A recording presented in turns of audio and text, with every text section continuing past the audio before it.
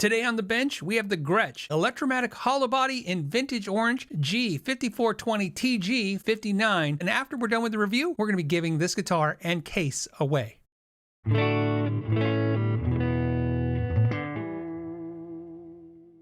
I want to take a second and thank my wife and Sweetwater. She reached out to them and said, hey, this would be a cool guitar to get on the channel and we'd like to give it away. So they're co-sponsoring this video by supplying the guitar. We're going to be paying for the shipping. So to enter to win, all you have to do is subscribe or be subscribed to this channel and go to the knowyourgearpodcast.com website. You can click and enter to win there. When we pick the winner, I will personally contact you so you know it's me through email. Okay, so before we get started, I want to talk about this case. The guitar does not come with a case. And the reason why I asked them for a case is I want to make sure whoever wins it gets it safe. But also, a couple years ago, I spent about 8 days at Sweetwater and I learned about their certified fit. Now, if you go and buy any guitar on Sweetwater, if you scroll down, you'll see a section that says certified fit cases. Okay, so what is certified fit? So certified fit's basically a process that we do to eliminate any guesswork when it comes to a customer buying a case with their new guitar, or also someone that already currently owns a guitar and they're trying to find a new case. They have a guitar. Obviously, the manufacturer makes a case for it. Maybe 2 companies, 3 companies make a case for it. They could also use this to filter maybe more affordable case to the most robust case kind of logic. Yes, so if someone's buying like a more budget-friendly guitar, we also show that we have tested out other budget-friendly options as well. So is this a sampling of all the different kinds of cases? Is that what this is? Yeah, so this isn't all of the item IDs that we carry. It's only like the tip of the iceberg, but these are generally the most popular. Okay, now it's time for the geeky stuff. The first thing I want to show you is that this is a full hollow body with a 5-ply maple top and back. It comes with blacktop Filtertron humbucker set that's accompanied with a 3-way toggle switch, a master volume, 2 volume pots, 1 for each pickup, and a master tone control. We have a licensed Bigsby B60 vibrato tailpiece and an Adjustomatic bridge with a secured rosewood base. I want to take note to how well they did the binding, not only in the F-holes, but on the back and the sides of the guitar. They look fantastic. I mean, it's really clean work, looks really smooth, and everything's put together really well. I noticed this also on the neck and the headstock as well. This is one of those things where, yeah, this guitar is pretty expensive at $900, but the binding sometimes can get pretty sloppy on an import guitar, and this one's not showing any signs of that. Let's take a look at the neck construction because it really threw me for a loop. It's a 5-piece neck. So first you have this block right here that's then glued onto this piece that's then glued onto the main neck. And then if you follow that along, you'll go all the way to the scarf joint where they've now brought together 2 pieces of wood to make the headstock and the neck. So that's 4 pieces, but what looks like a shadow right here is actually another piece of maple. So basically the neck has got another extension right here where it meets the body. Let's flip it over and you can see it from the other side and you can see there it is. That's that piece right there. So it's a 5-piece constructed neck. The other thing to take note of is how well, again, the finish has been applied on this guitar. The tuning keys look great, and you can see right here the serial number and then crafted in China. Now, on the finish, what we have is a polyurethane gloss finish, and it's applied really well. And again, I keep coming back to how clean they do the binding. Let's check to see how they did the setup. As you know, they do the 55-point inspection, and of course, there was an inspection card from Gretsch. So let's check all that. First, I want to check the nut. We do that by using our ring finger, pushing down on the 3rd fret, and just seeing how much space is between the top of the 1st fret and the string. And man, look at that, no gap when you push down, it looks perfect. So those all look great. The nut looks cut really, really well. That's probably because new bone is Graphtec, so this is a pre-fabricated nut, so it's just drop and ready. They probably just have to set the height and just call it a day. It's also self-lubricating, so it's supposed to be really good for the strings. Another thing I just want to double check is that the bridge is pinned down, and that's really cool because they used to do that only on the high-end Pro Series guitars. So that was a cool little added benefit of this particular model. I mentioned earlier that it's a 5-ply maple top and back. What does that mean? It means that original Gretsch's back in the day, and of course the Pro series, which are made in Japan, and the Custom Shop series, which is made in the USA, they have a 3-ply. Some players like that, some players don't. Keep in mind the main advantage to that is the guitar, when it's thinner, the tops are thinner, it vibrates more, and it can sometimes feedback more, which is why some players don't like it. Some players think the guitars feel a little bit more alive, you know, because of the vibration. To me, it's just about how the guitar sounds with the pickups and the setup. So let's talk about the frets. Before we do that, let's actually check that action. Off the 12th fret, we're sitting at 2 millimeters or 0.07. That is what we see most of the guitars. That's why we like to measure the guitars on the channel, because everybody's like, well, is that good? Is that bad? It's not my preference. Some people say I like it lower, some people like it higher. What I can tell you is 9 out of 10 times when a new guitar is shipped here to the channel, whether it's direct from the manufacturer, whether it's direct from a retailer, or it's not direct from any of those, I go out and purchase one, that seems to be the most consistent action height, which is 2 millimeters. Let's go ahead and now check to see if there's any dead notes or bad high frets.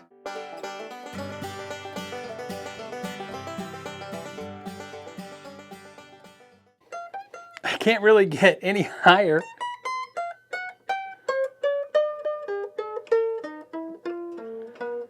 I can't get any higher than that. 20th fret right there. That's as high as I can get to. So that brings us to the handshake. We talk about that. Usually I don't do that for acoustics, and hollow body should be the same. Handshake is where I grab it right here where the neck meets the body. See how I really can't even barely grab it. And it's not something, you know, a lot of players would really focus on, I don't think. Your fretboard is a rosewood fretboard. It has the thumbnail inlays, which are mother of pearl.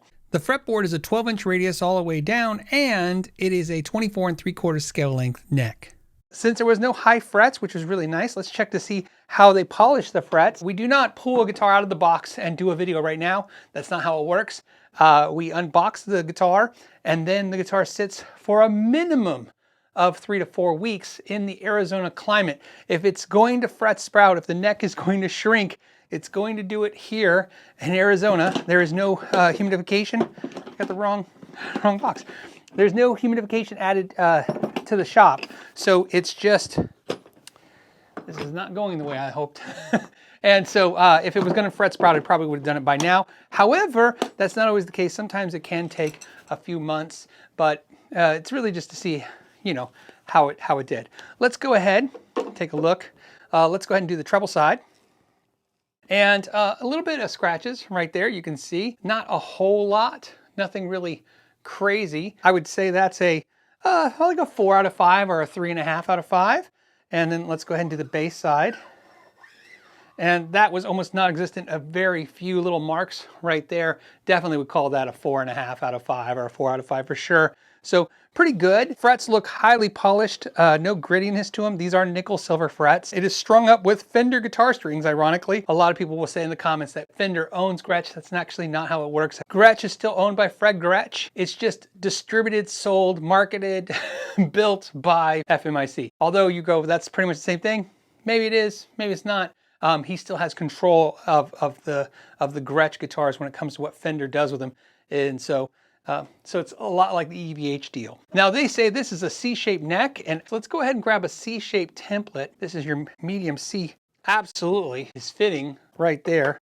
Oh, and perfectly there too as well. So C-shape, so if you like the C-shape of like a Fender style guitar, that's what you're gonna get. Let's get some measurements. That's gonna be at the nut. We are 1.690 or 42.92 millimeters, 43 millimeters, very standard. At the 12th fret, we are at 53.72 millimeters or 2.115. Let's go ahead and check the thickness at the 1st fret. We are at 0.871 or 22.14 millimeters. At the 12th fret, which is where the neck joins, this is a really tricky thing. I say let's do it at the 10th fret on a guitar like this. It'll give you a really more accurate feel of how it's going to feel when you're playing it. At the 10th fret, you're at 23.32 millimeters or 0.918.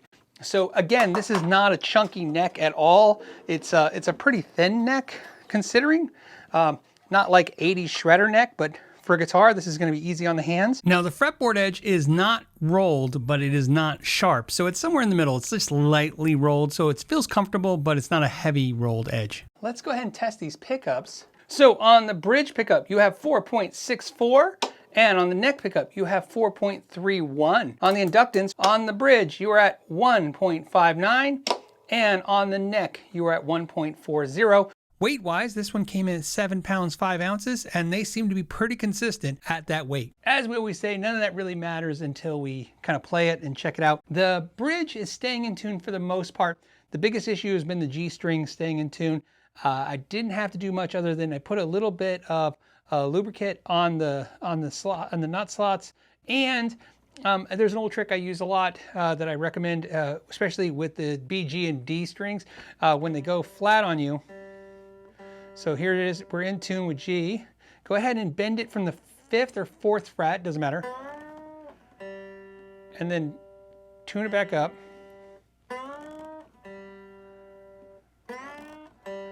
And that's exactly what you want. You want it to be able to bend a full step and just go right back in tune. So, pretty good. For sound, we're going to run through a Fender Princeton head into a 112 Creamback Celestion speaker with an SM57 and a room mic, so you can hear what I'm hearing in the room. And let's start with the neck pickup.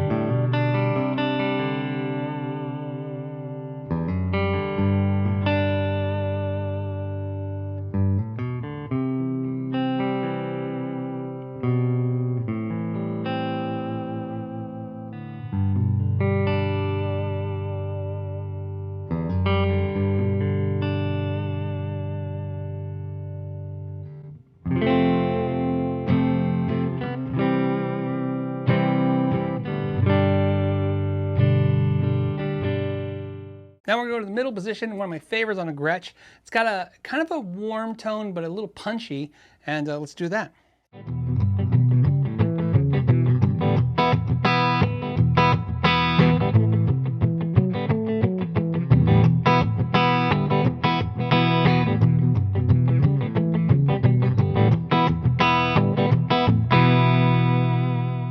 Of course, we're going to go to the bridge pickup. Now, normally a bridge pickup is not going to sound that great clean, but there's something about Gretsch's and the bridge. They just got this kind of chime to them, but more importantly, they got a lot of like punchiness to each note. So let's go through that.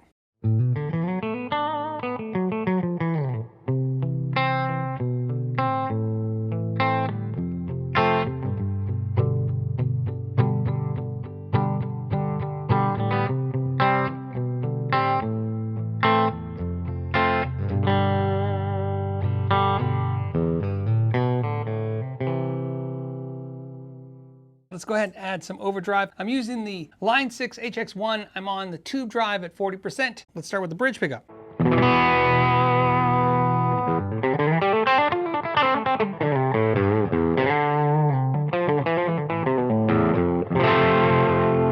Let's go to the neck pickup and add a little delay. Here we go.